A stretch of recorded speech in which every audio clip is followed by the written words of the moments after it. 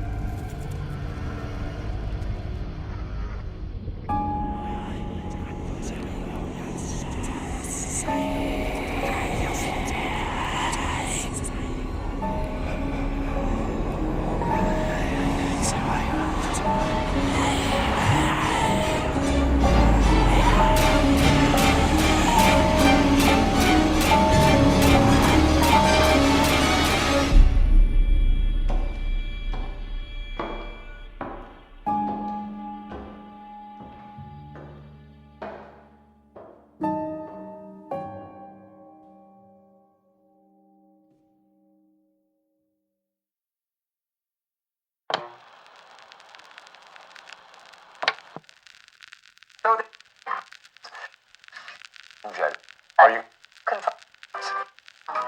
Decide.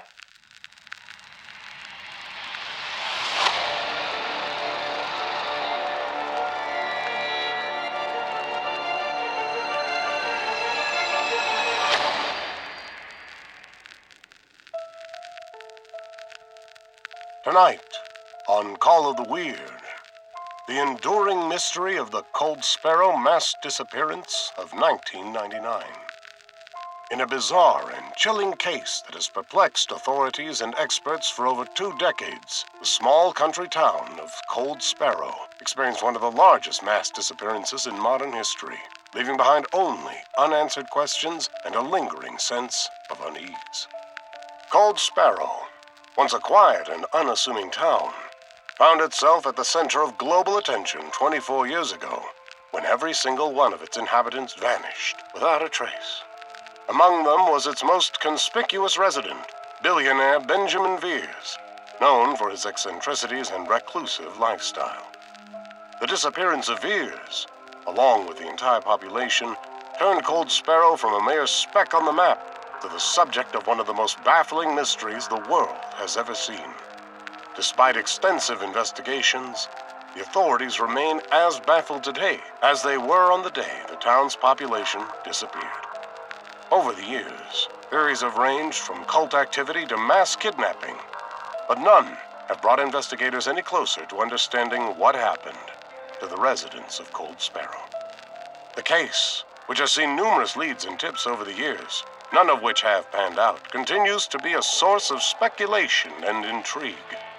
Experts in various fields have tried to piece together the puzzle, but the lack of evidence and the sheer implausibility of the situation have left even the most seasoned detectives and researchers at a loss.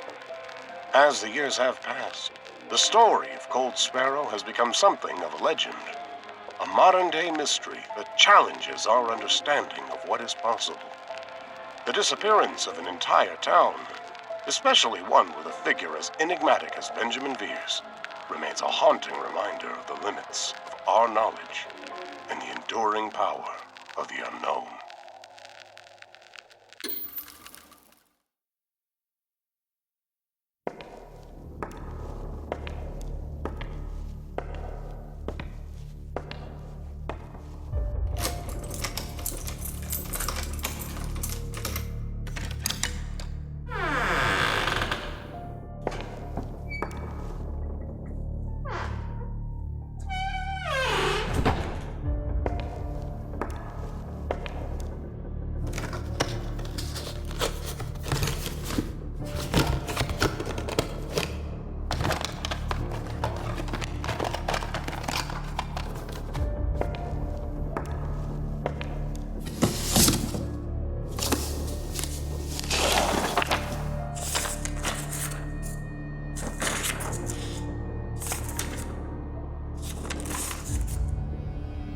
The false door was right where Phyllis said it would be.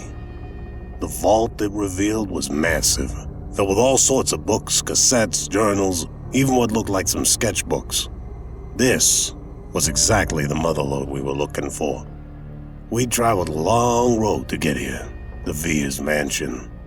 Between this moment and the start of the whole thing were a ton of false starts and dead ends, but we'd soldiered through it all. Primarily because the money was good and the story was compelling, which for me is a prerequisite for taking a job. It's hard to pay attention to details when the story's a snoozer. And I was getting up in age, so I needed to keep things interesting. When I sorted through the spoils, I couldn't help but side-eye the surroundings. The place had been abandoned for a while, but not long enough to take a look of a right and proper haunted mansion. And mansion was an understatement for the place, which was more on the order of a castle than anything else. Yet, even though the aesthetic wasn't sufficiently morose to compel a belief in ghosts, there was something to the sprawl of the interior. Behind it, maybe. That despite its size, it was keeping a secret even bigger than itself.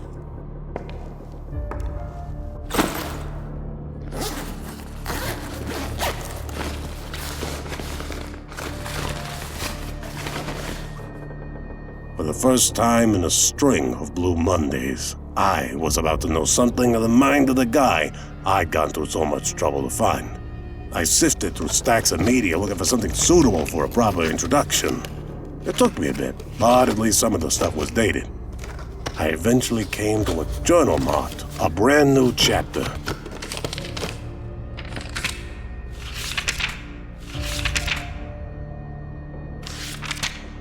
According to the date, it should have been written around the same time Ben inherited his father's wealth, which was a blind spot I was looking to clear up, so perfect place to start.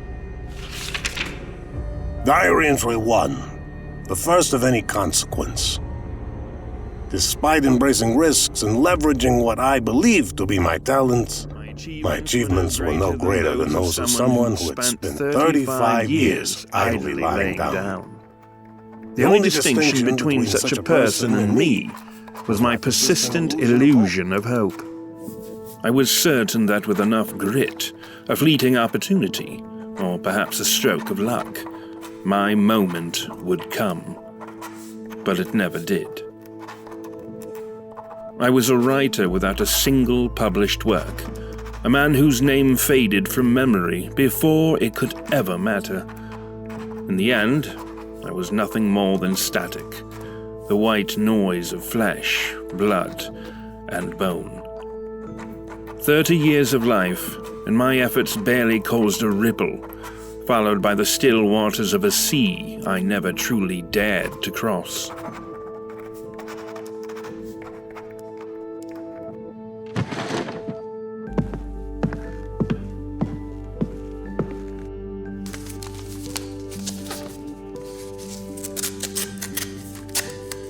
The letter had lingered on my counter for some time, forgotten in a haze of neglect. I usually tossed my mail without a second glance. No news was good news, even if it meant erasing the news altogether. This letter, though, caught my eye. It came from Charlie Prist, Esquire, which almost guaranteed it was a bill. But what finally pushed me to open it was the handwritten address, a personal touch that hinted at either a crafty or cash-strapped lawyer.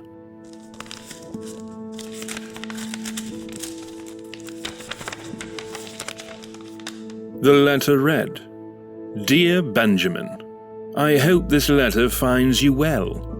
I'm writing to share some important and unexpected news regarding your family, which I understand may be difficult to receive. Regrettably, your father, Edward, has recently passed away.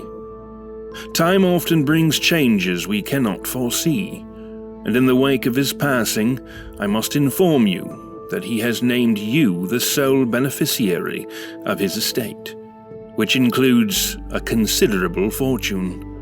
Given the estrangement in your relationship, I realize this news may stir a range of emotions. You may need time to process not only his death, but also this sudden change in your circumstances. It's my hope that this inheritance might serve as an opportunity to reconnect with a part of your father's legacy and offer a chance for reflection or healing. As the executor of his will, I'm here to guide you through the legal process at a pace that feels right for you. If you'd like to discuss the details, we can arrange a meeting or a phone call, whichever suits you best. Take all the time you need, and know that I'm here to support you however I can. Sincerely, Charlie Prist."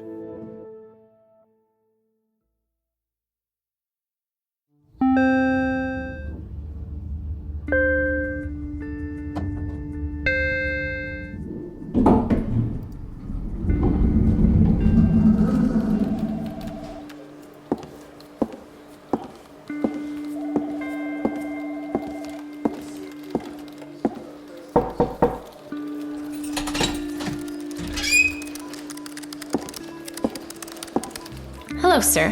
Can I help you? Yes, my name is Benjamin Veers. I called earlier. Yes, of course.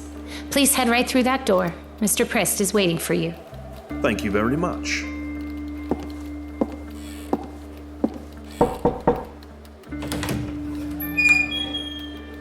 Mr. Prist? I'm Benjamin Veers. We spoke on the phone? Well, hello, Benjamin. Please come right in and take a seat, won't you? Thank you very much. Please, call me Charlie. You know, I hope you don't mind me saying, but you look just like your father, right down to the stubble and spectacles. I don't mind at all, because I can't say if that's a good or bad observation. You see, I didn't really know the man, to be quite honest. Well, to be equally honest, I didn't even know the old so-and-so had a son, so we're even. So, what are the formalities in a situation like this? Just some signatures, here and there. Well, that seems easy enough. There are a few things, though. Just stipulations that are odd, but by no means troublesome. Considering. Considering? Considering. After this, you're damn near the richest man in the county, if not the state. Your father was a bit of a, eccentric, I guess. He wanted to make sure you stayed in a house. You know, lived where he lived. He insisted upon it in several places throughout the will. Well, there's no problems there. I fully intend on moving into the house. Oh, well, that's easy enough then. I just thought, well, with the accent and all. I left England some time ago. I came here for my schooling. Well, there you have it then. The only other thing was that you listened to, in private, an audio tape that your father left for you. I take it that's not customary to the traditional process. Not really, but I've heard stranger requests. Anyway, I readied a room for you shortly after you phoned, so once we're all done with crossing T's and dotting I's, I'll get you right in there. That sounds fine. Well then, let's get down to business.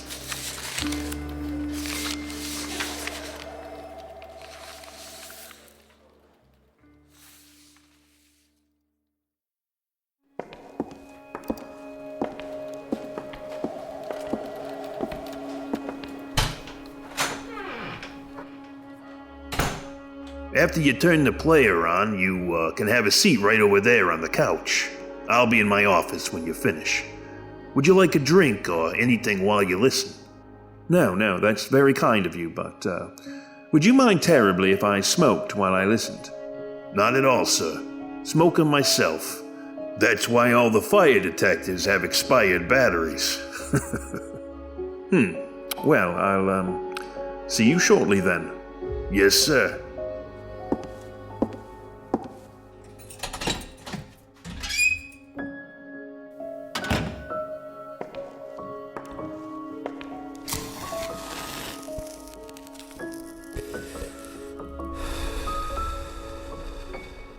It didn't take long for the lawyer to start cozying up to me, no doubt hoping I'd secure his services, as my father had. But to be quite honest, I was as ignorant of legal formalities as I was of opulence. But I suppose I'd learn my way about both, in time. There was an ominous quality to the moment, waiting to hear my father's voice for the first time. I didn't want to make a moment out of it, so I simply pushed play on the machine and took my seat upon the sofa, cigarette in hand.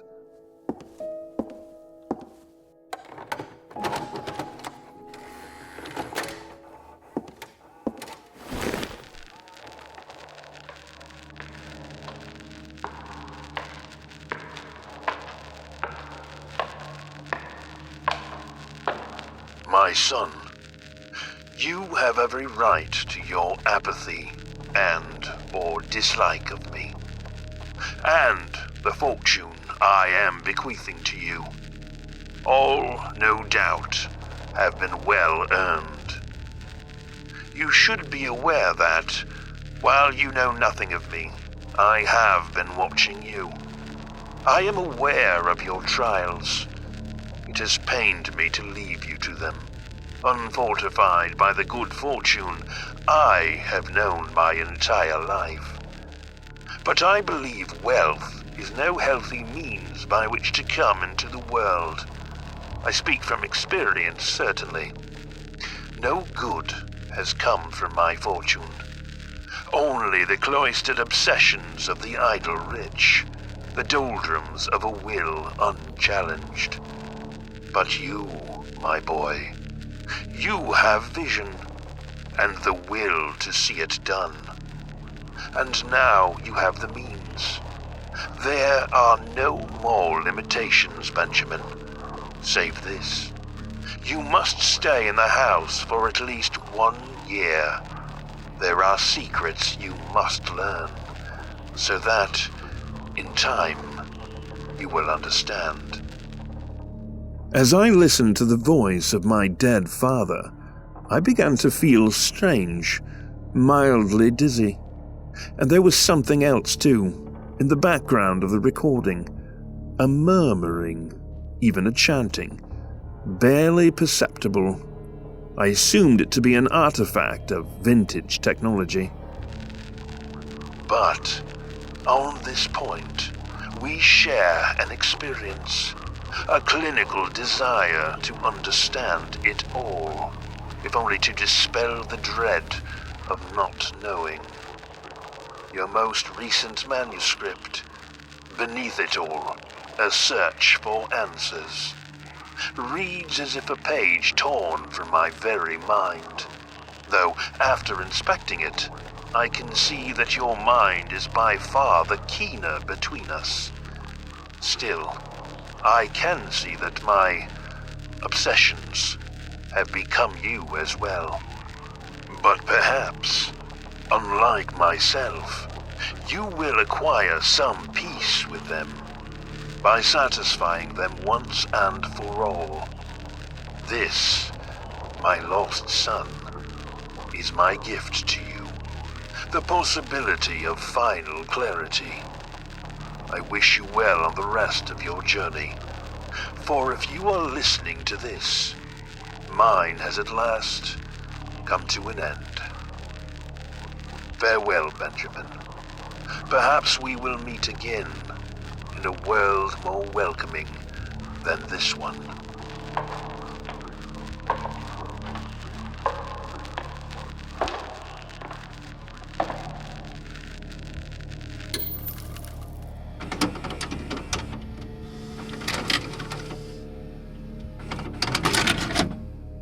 The first time I'd ever heard my father's voice, and all he really had to say to me was goodbye.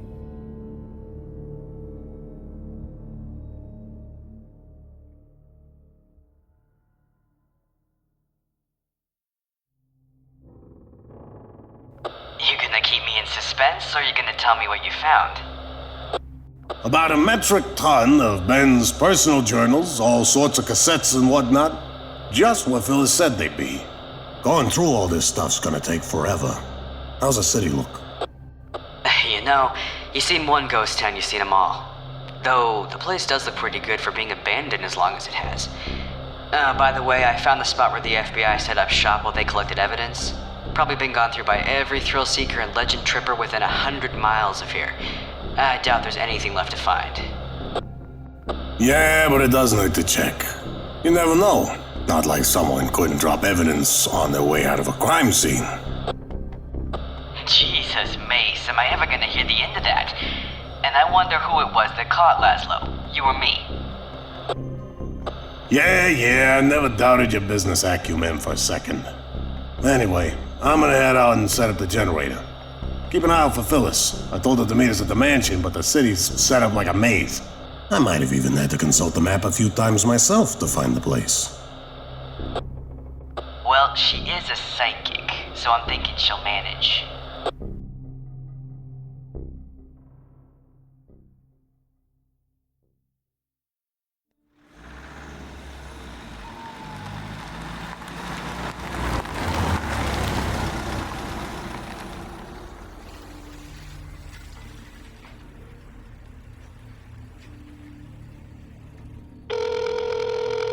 Come on, pick up.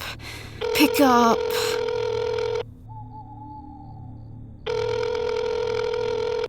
Hello, you've reached Leon Oates of Apex Intelligence Solutions. I'm currently unavailable, but please leave a callback number and a brief message, and I'll be sure to return your call. Thank you. It's me, Phyllis. I must have turned down the wrong road. I can't be more than a few minutes away from you two. I'm just outside of Cold Sparrow, somewhere in the Pitchpot Woods. Call me back as soon as you get this.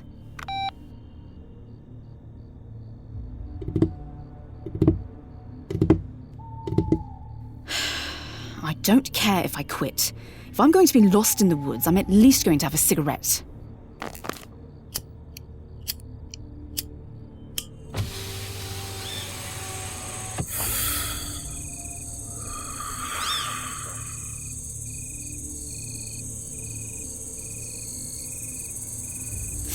Hurry up, boys. Call me back, won't you?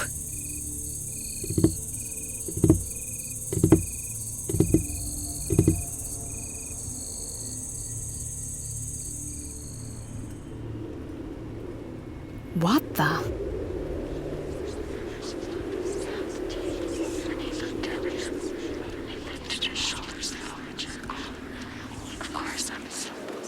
Is someone out there?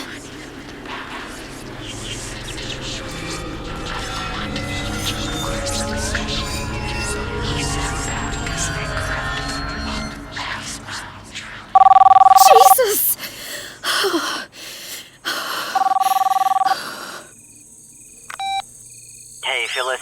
Called you as soon as I got the message. Reception is garbage out here. So I'm realizing that, and once you turn on to Pitch Point Drive, there's no online maps of these other roads. Thus, I'm afraid I have no idea where I am. Don't sweat it, Phil. I'll find you soon enough. And is that a cig I hear you puffing on? I thought you'd quit. I'm very particular about how I choose to quit things. Now, please, just hurry up and come get me, won't you? Sure thing. Be there in a... Leon? Damn lousy service.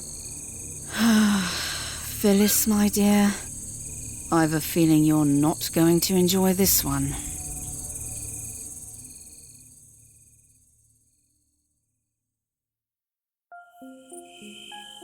Come on, you. That should do it. Hello, water and power.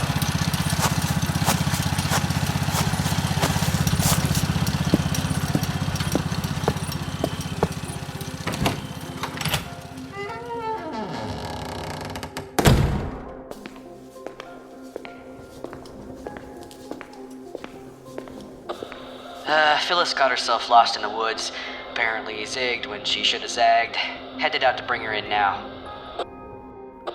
So much for being psychic. I got the journey up and running, so I'll be inside when you get back. Sure thing. Be back in just a few.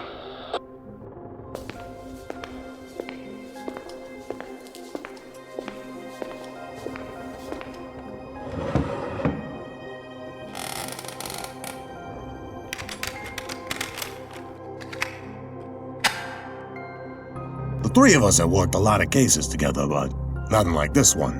You generally don't see an entire town of people go missing. Not since the lost colony of Roanoke, at any rate. Anyway, we were only being paid to hunt for the one guy, the rich one, Ben Veers. And after the snippet I'd read from one of his hidden journals, it was about time I heard the guy's actual voice. The mini-cassettes were in no particular order, so I just swiped the first one that caught my eye. It was titled Existential Obsessive.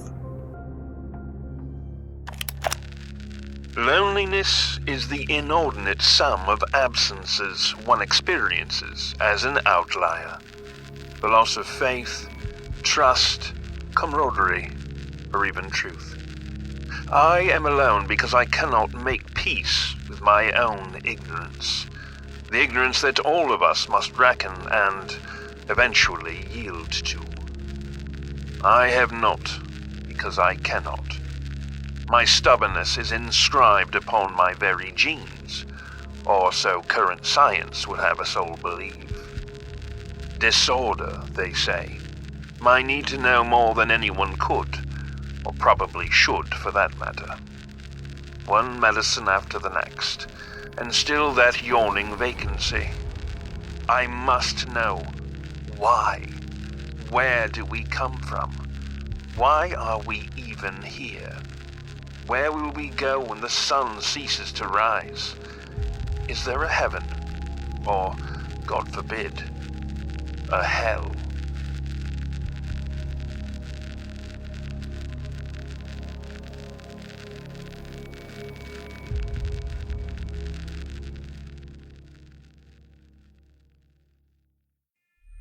The Gentleman from Hell is a Maltopia production.